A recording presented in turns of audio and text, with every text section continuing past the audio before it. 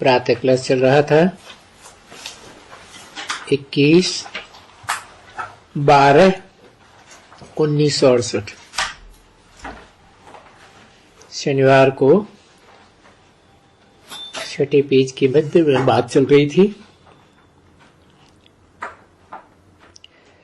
सुख के लिए रिपीट अक्षर आएगा, दुख के लिए तो नहीं आएगा रिपीट अक्षर। तो फिर इसी समय के लिए गाया जाता है कि अभी सुख की रिपीटेशन हो रही है, जो बाप बैठ करके तुमको सुख के लिए समझाते। तो देखो अभी सारा ज्ञान है पुरुषोत्तम संगम युग में, और वो ज्ञान है तो एक ही सेकंड का, जो तुम्हारी बुद्धि में बैठा रहे और फिर औरों को भी समझाते रहो।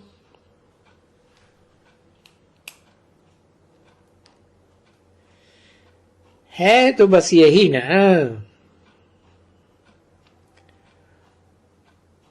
और अभी संगम युग में बाबा तो अच्छी तरह से समझाते हैं। तो मीठे भी ऐसे ही बने हो, और बिल्कुल बनने का है।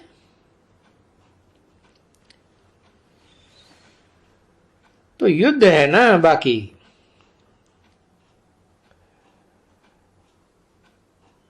ये सभी माया के तूफान आते हैं और ये सहन करने पड़ते हैं, और बाबा की याद में ये तूफान चले जाएंगे।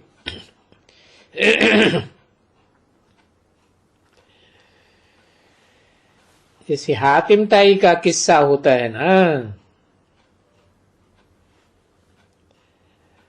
तुम लोगों ने हातिम ताई का किस्सा तो बहुतों ने पढ़ा होगा। तो जब मुलहरा मुंह में डालते थे तो माया एकदम चली जाती थी, और मुलहरा निकाल देते थे तो माया आ जाती थी। अथवा यूं कहें जैसे वो जो झाड़ होते हैं, क्या बोलते हैं उनको, किसी ने कहा छुई मुई। हाँ, छुई मुई।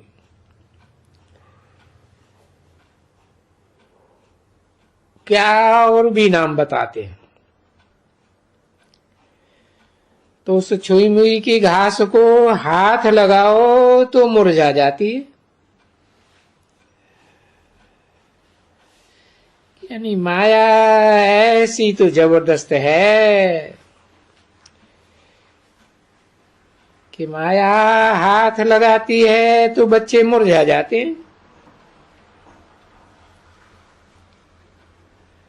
और फिर पीछे आप ही खुल जाते हैं।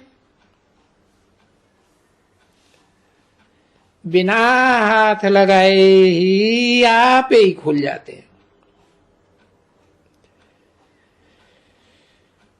तो ये माया एकदम बड़ी तीखी है।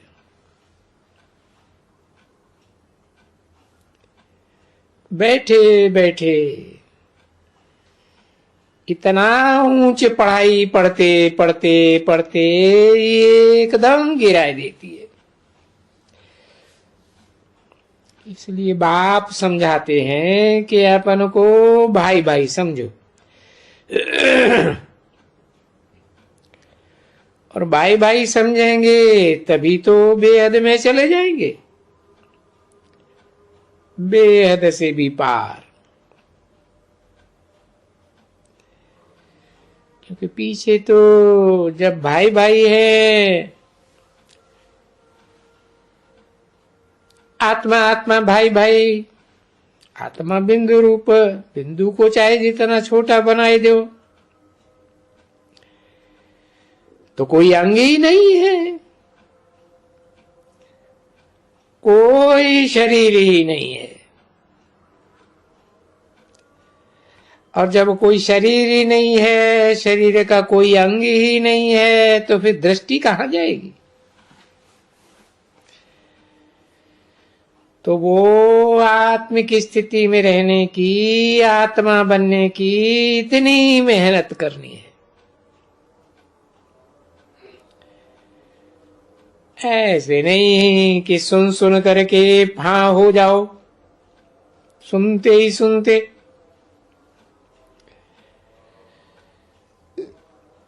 ये तो बड़ी मेहनत है। नहीं नहीं, ये तो कल्प कल्प तुम्हारा पुरुषार्थ चलता है, और इस पुरुषार्थ से अपना भाग्य पाते हो। अच्छा, टोली ले आओ। ये बाप कहते हैं ना, पहाका भी देते हैं। पढ़या हुआ सा बिसरा, बिसार दो। जो इतना पढ़े हुए हो ना, बहुत बहुत पढ़े हुए हो, वेद ग्रंथ शास्त्र किताब वगैरह वगैरह, कितने पढ़े हुए हो, सब भूल जाओ। बाकी क्या याद रखना है? जो कभी नहीं पढ़े हो और जो कल्प कल्प पढ़ते हो, वो ही सुनो और याद करो।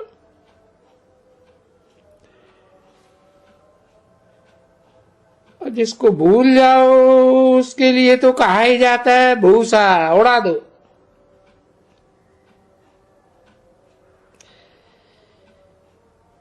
क्योंकि वो देह अभिमानी मनुष्यों की पढ़ाई से भूसे जैसा मनुष्य बन गया। और क्या?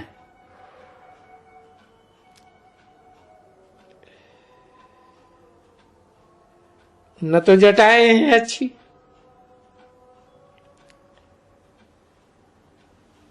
तो ऐसे जटाएं खुली हुई, और बैठ करके मुरली चलाओ तो देखो,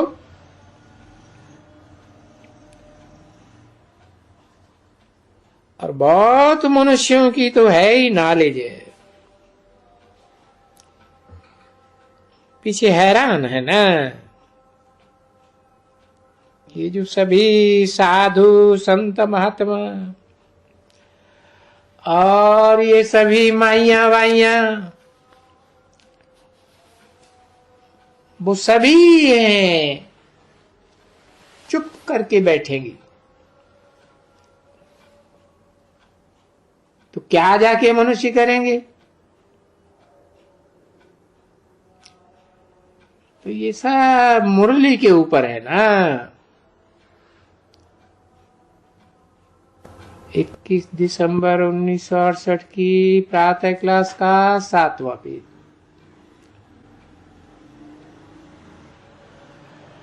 और वो है मनुष्यों की मुरली, चंचल मन वाले मनुष्यों की मुरली। और ये है बेहद के बाप की मुरली, जिसको चंचल मन होता ही नहीं, वो तो बुद्धिमानों की बुद्धि है।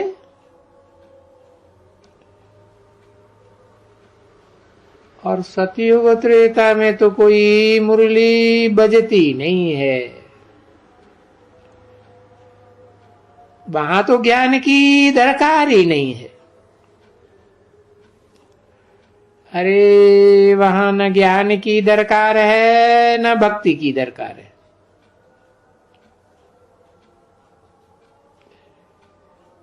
मीठी मीठी सिकिल दे रूहानी बच्चों प्रति, रूहानी बाप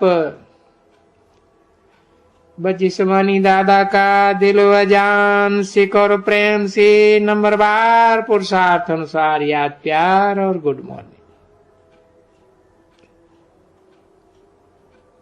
क्योंकि देखो पुरुषार्थ के अनुसार ही कहना पड़े ना।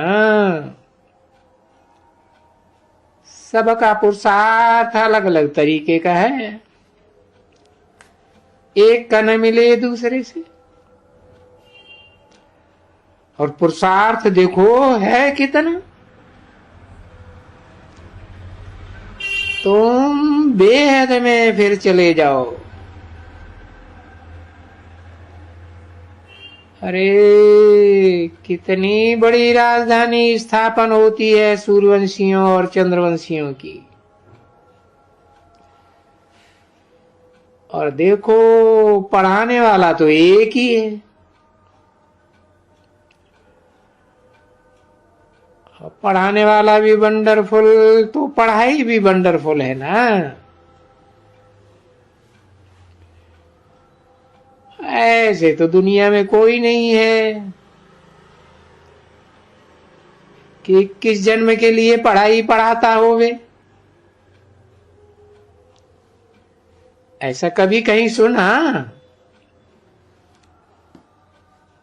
हाँ सुना क्यों नहीं। 21 पीढ़ी के लिए ये नॉलेज है। सतयुग और त्रेता पूरे 2 युगों के लिए। और सतयुग त्रेता की अर्थात स्वर्ग की पढ़ाई दूसरा तो कोई पढ़ाने वाला होता ही नहीं है।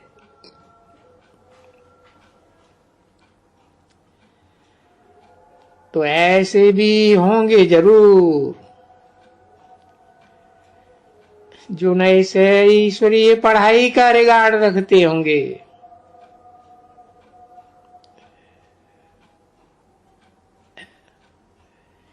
न पढ़ाने वाले का रिगार्ड रखेंगे। तो भला वो क्या बन जाते होंगे वहां। क्योंकि कुछ न कुछ बनना तो है ना जरूर। और सो भी कोई एक बार नहीं। न वो ही जो अभी बनेंगे,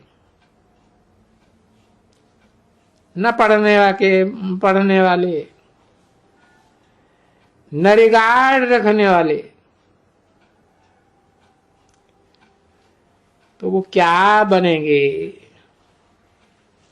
जा करके देखो, विचार करो। और बाबा तो सब कुछ समझाते हैं ना। है ना ये वंडरफुल नॉलेज। अच्छा गुड मॉर्निंग।